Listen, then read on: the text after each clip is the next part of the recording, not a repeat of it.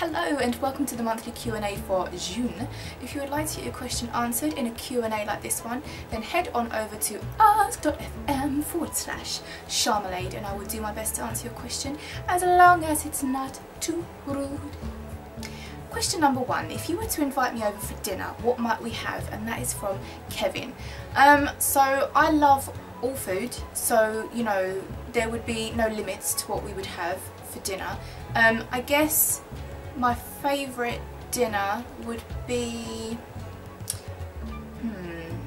I really like steak and I really like sushi and I really like Thai green curry and I really like this local Indian place that I go to most Friday evenings. It's called Jay's Kitchen and they've handed over management a few times since I've lived here in 3 years, and this by far is the best management. They do like the nicest Indian. Nicest is a terrible word. Nice is a terrible word. It doesn't describe how awesome the Indian food is there. So I'd probably go there with you because the food's yummy, the dishes are yummy, everyone knows it's in there now, so like when we sit down they know what drinks we have, they generally know what dishes we're going to have, and so I guess my favourite Indian dish that we could have would be a chicken bindi, which is really nice. It's got like okra in it, which I'd never had before, and okra's kind of, in this dish, it's kind of sticky, but it tastes so good. And I love a Maya special, which is like mainly prawns and then some chicken and lamb. And I love, sometimes when I'm just feeling like I don't want to eat meat, I'll have a sag paneer, which is their Indian cheese and spinach, and oh my god, it's so good. So I'd probably suggest that we just, you know, throw away all the dishes and the cooking here because it would probably get burnt and we'd probably burn the house down and just go to the local Indian. This question is from Simothis Makegoubler. Hi Sharm, 1. Could you imagine to live in a 100-twasser house? Never heard of it. 2. Do you like pictures, paintings by Gustav Clement? Best wishes from Germany. Okay, let me Google what a 100-twasser house is. Better not be rude. Better not be rude, Michael. Whoa, that's crazy. I'll put a picture in as well so you can see what I'm looking at. Are they safe? Is that actually a safe construction? Oh my god, my house is haunted. Did you hear that? Anyway, back to the 100-twasser house.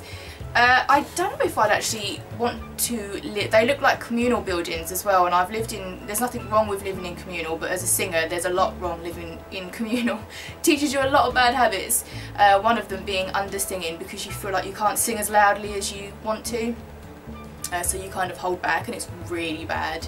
And I had that happen to me a lot when I lived in communal residence, but they look cool. One of them looks a bit hobbity, which is cute.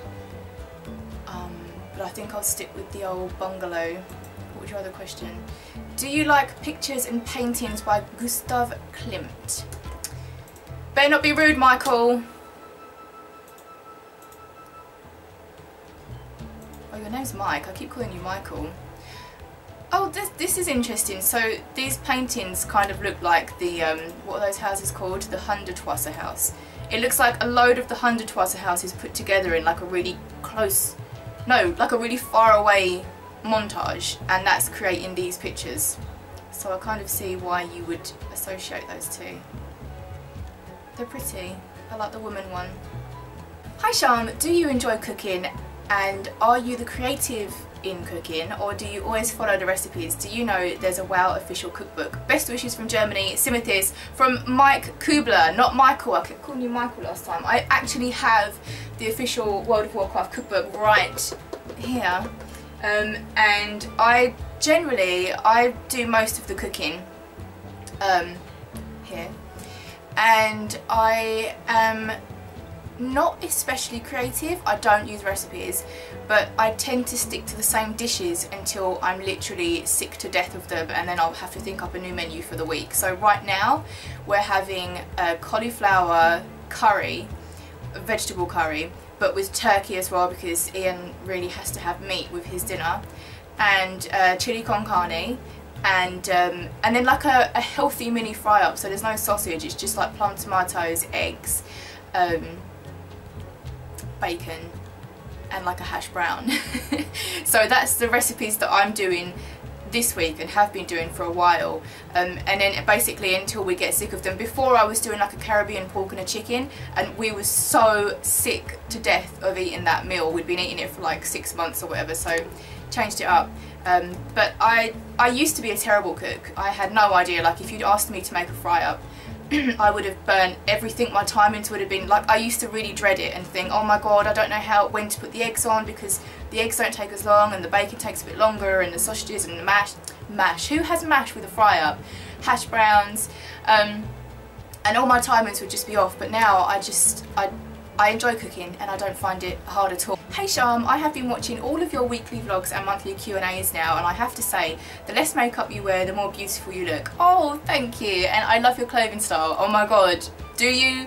I always feel like I'm so frumpy. I feel like I've gone beyond my years in the clothes that I wear. I genuinely, you should see me some days, I just don't care. I'll throw on like a pair of red trousers and a green top. Red and green should never be seen, but I don't care. Do you like to disguise on Halloween, and what's your favourite costume? Best wishes from Germany. Simothis! Mike! Again, this is the Q&A of Mike.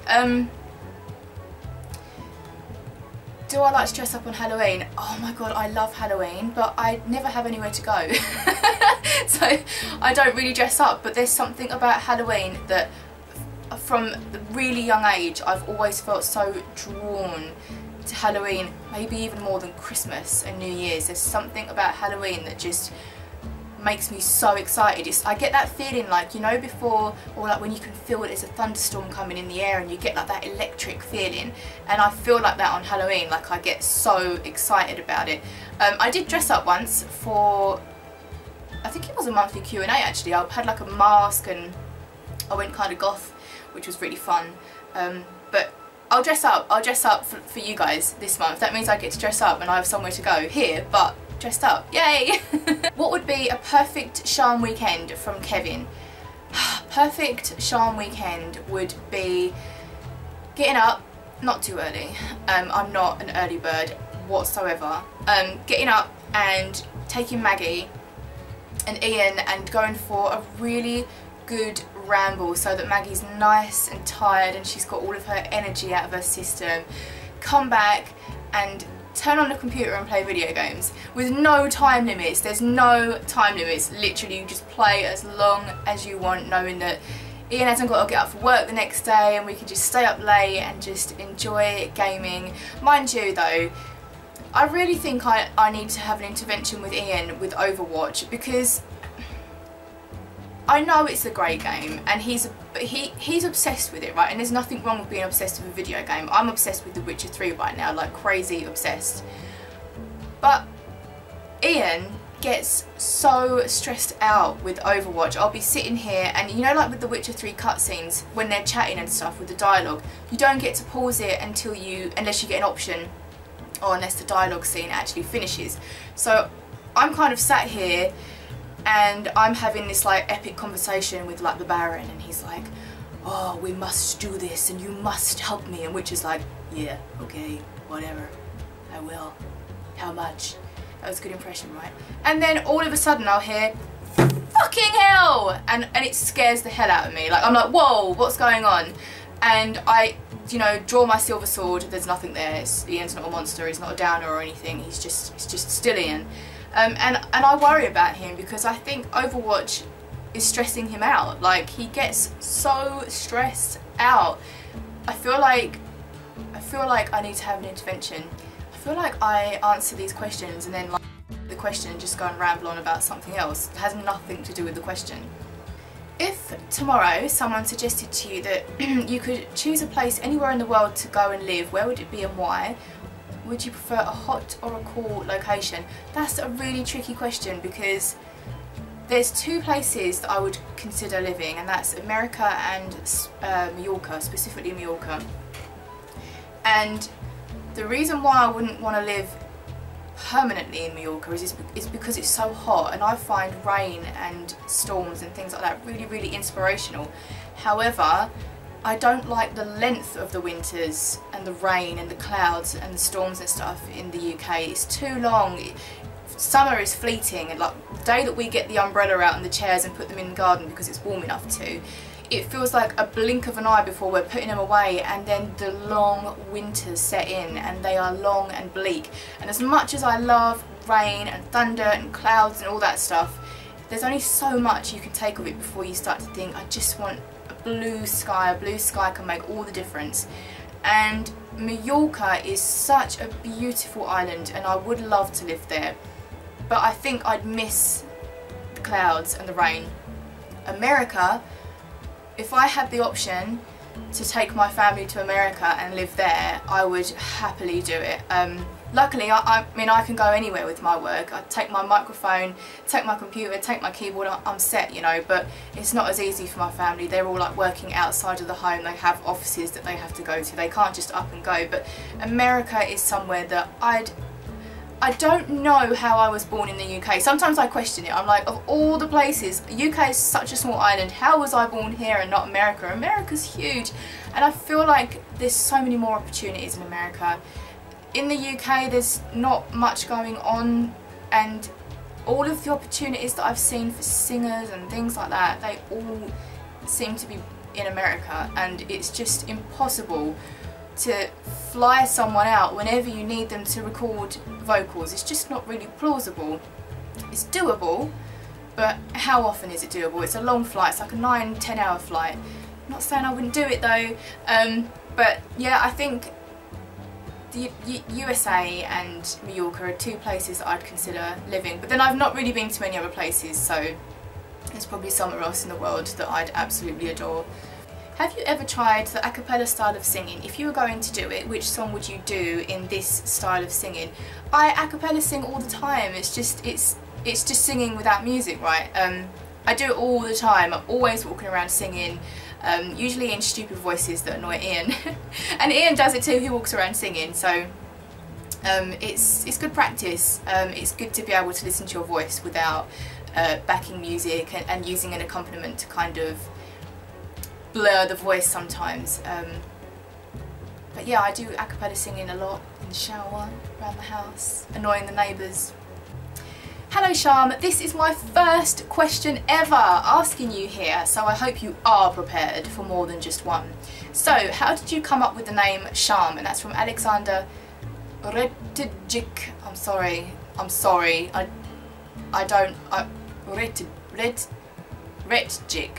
Retijic. Oh, okay, thank you for asking me a question, your first ever question. Be prepared for my email answer. So, I've answered this question before, it's ages ago though. So the name Sharm came from, get ready, this is proper angsty emo.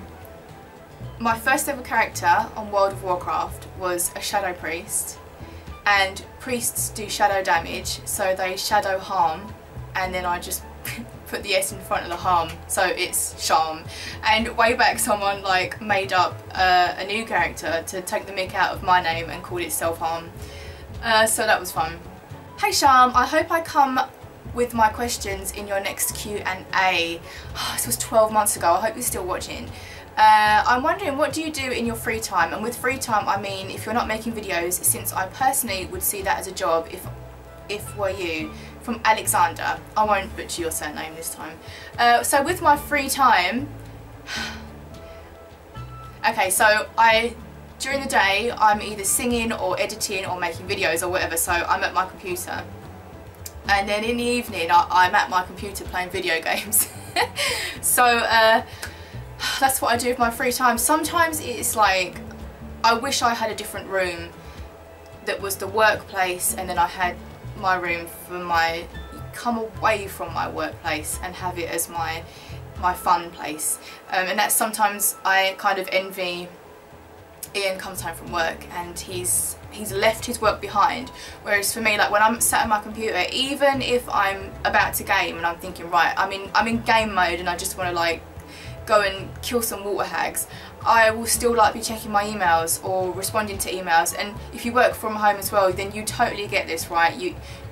you're never fully switched off. You're always kind of, there's like 50% on, 50% off work mode, because you're at your workplace. So my chill place is my workplace and my workplace is my chill place. So lately though, the World Cup's been on, so in my free time I've been watching the games, and this is my first proper World Cup, and prior to this, I'd say in the past year, I've really started getting into football a lot. I never used to care about it, but because Ian watches Spurs a lot whenever they're playing, he's a big supporter, and it kind of rubbed off on me, and I started watching them and getting into the matches, and now I know a lot of the players and I've been following them, and to see like a lot of the Spurs players playing in the England team is like kind of a big deal, and I'm just so proud of how far they've come, and just, oh my god, they're playing tonight. Oh, do you know what? I always think about future me. Is that weird? I always think about future me, and future me watching this vlog back is going to be thinking, I know the answer. I know who won, because tonight it's England-Croatia, and if we beat Croatia, we've only got to play France, I think. So, and then the winner will be decided from that match. So tonight's like a really big game, and future me will watch this back and be like, I know who won, and it's going to be England. Come on, England! I'm actually out of real questions I'd like to ask you. Maybe next month I may know more. So here is a really easy one. How are you, dear? And that's from Alexander again. I'm good. I'm feeling good. I'm enjoying life. I'm enjoying the summer. It's been freaking hot here. But it's a lovely... I've still got the fan on, and I'm sorry, I know it's annoying. It's like the whole time. But today is showing up as 26 degrees rather than like 29, 30. 29, 30 in my bungalow is just sizzling hot, and all we've got is fans, so it's just blowing the hot air around. Haven't got air conditioning, although I have been thinking about getting a unit. It's really expensive. They're £400, so in US dollars that's like 600, 700 quid. Dollars, not quid. And the only thing I'm thinking is, it's really annoying, right? When I'm recording with my microphone, actually singing, I can't have my windows open and I can't have my doors open, because the microphone is very, very sensitive, and it will pick up any outside noise, like cars going by, and it will pick up sort of Maggie breathing.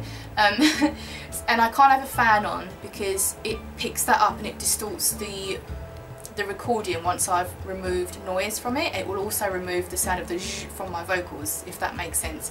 So I have to sing with no fan, no windows open, no doors open, and it's disgusting. It's like being in hell. I'm sort of thinking that I need to be a better person now, because I won't be able to survive living in hell if this is what hell's going to be like.